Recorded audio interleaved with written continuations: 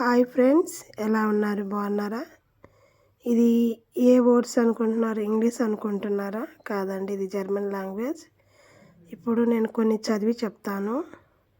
ఇది A1 అండి. A1కి దీనికి లెవెల్స్ ఉంటాయి. A1, A2, B1, B2, C1, C2 అని.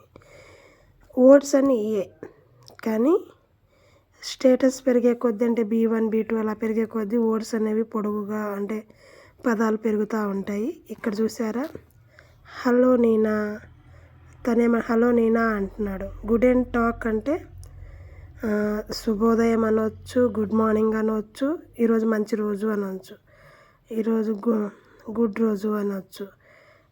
ఇక్కడ రాసి చూసారు, గుడ్ అండ్ మోగెన్ అంటే గుడ్ మార్నింగ్ అని. గుడ్ అండ్ ఆబెంట్ అంటే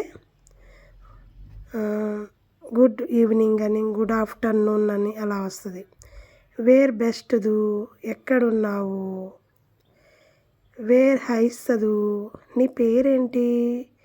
వేర్ ఎస్ట్ యువర్ నామా, నీ పేరేంటి అని ఇలా అడగవచ్చు.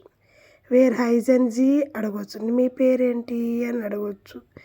దీంట్లో ఇన్ని అర్థాలు ఉంటాయి. ఇక్కడ చూసారా కింద ఓనెన్ జీ అని. హూ ఓనెన్ జీ, నువ్వు ఎక్కడుంటావు.